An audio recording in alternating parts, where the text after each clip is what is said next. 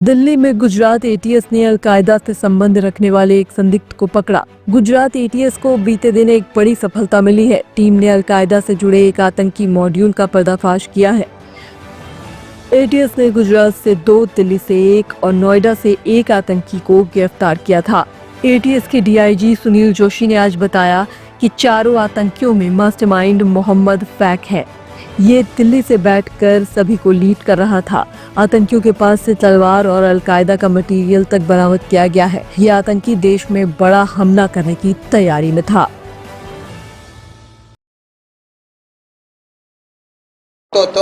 અને ટોટલ 4 આરોપીઓની આઈડેન્ટિફિકેશન થઈ શકી, જેમાં દિલ્હી ચાંદની ચોકમાં રહેતા મોહમ્મદ ફરદીન શેખ ફેક, બીજો જે છે અમદાવાદમાં રહેતો ફરદીન શેખ, માફ કરજો, જે દિલ્હીમાં રહેતા મોહમ્મદ ફેક, અમદાવાદમાં રહેતા ફરદીન શેખ, નોઈડામાં રહેતા જીશાન અલી અને આપણા મોડાસામાં રહેતા સૈફુલ્લા કુરેશી. એ જે 4 આરોપીઓ છે એ ચારે જ આરોપીઓની આઈડેન્ટિફાઈ કરવામાં આવેલો.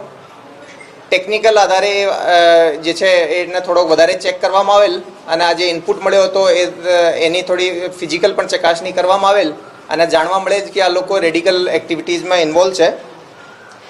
આના પછી એક બહુ મોટી ટીમ બનાવવામાં આવેલ, જેમાં DYSP Harsh Upadhyay, DYSP SL Chaudhary, Nikhil Brahmbhatt, JN Chavda, PB Desai, BH Korat, AS Chavda, YS Gujar, sub inspector Hemant Patel, BD Vaghela, SR Chavda, RR Rathod, BJ Patel, AR Chaudhary, AP Parmar, એટલા અધિકારીઓ અને બીજા લગભગ 25 કોન્સ્ટેબલના મળીને એક ટીમ બનાવવામાં આવેલ. ટોટલ 4 ટીમ બનાવી.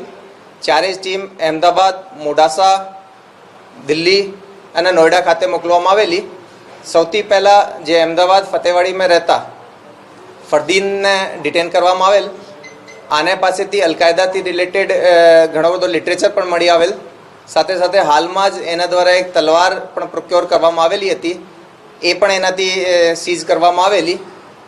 એના સ્ટેટમેન્ટ આધારે જાણવા મળેલ કે એના જે સાથી જે છે, જે ઇન્ફોર્મેશન મુજબના 3 માણસો છે એ પણ આને જોડે સંકળાયેલા છે. આને એટીએસ ખાતે લઈને એફઆઈઆર દાખલ કરીને એ બીજા 3 લોકોનો પણ આનું નામ ખોલવામાં આવેલો. ત્રણેય જે ટીમો હતી એના દ્વારા બીજા 3 આરોપીઓને પણ પકડવામાં આવેલ. આ લોકોનો જે ઇન્સ્ટા પ્રોફાઇલ છે એને જોતા એ લોકોએ ઘણા મોટા પ્રમાણમાં રેડિકલ કન્ટેન્ટ ક્રિએટ કરતા હતા, ફોરવર્ડ કરતા હતા, શેર કરતા હતા, કોલેબ કરતા હતા અને લોકોને આ રીતે સ્કેરની કરતા હતા. ઇન્સ્ટાગ્રામ ઉપર વિવિધ અકાઉન્ટ્સ પણ અને ગ્રુપ્સ બનાવેલા છે, જેમાં એ બીજા લોકોને આ રીતે તૈયાર કરતા હતા. આમાં જે મુખ્ય માણસ મોહમ્મદ ફેક છે, જે દિલ્હીનો નિવાસી છે, એ પાકિસ્તાનના જે ઇન્સ્ટા અકાઉન્ટ છે જે કે આ જ ઓર્ગેનાઇઝેશન સાથે જોડાયેલા છે, આ લોકો જોડે લાઈવ કોન્ટેક્ટમાં હતો અને આ લોકોથી વિભિન્ન જે જેહાદી એક્ટિવિટીઝ માટે એ સાથે મળીને લોકો કામ કરતા હતા. આ ચારેજને અહીંયા લઈને આપણે જે એફઆઈઆર કરવામાં આવેલી છે એમાં યુએપીના સેક્શન 13, 18, 38, 39 અને બીએનએસની કલમ 113, 152, 196 અને 61 મુજબનો ગુના દાખલ કરવામાં આવેલ છે. એમાંથી જે અમદાવાદ અને મોડાસાના જે બંને આરોપીઓ છે આને કોર્ટમાં પ્રોડ્યુસ હાલમાં જ કરવામાં આવેલ અને આના 14 દિવસના રિમાન્ડ પણ મળ્યા છે. Bureau report, team Srujan news.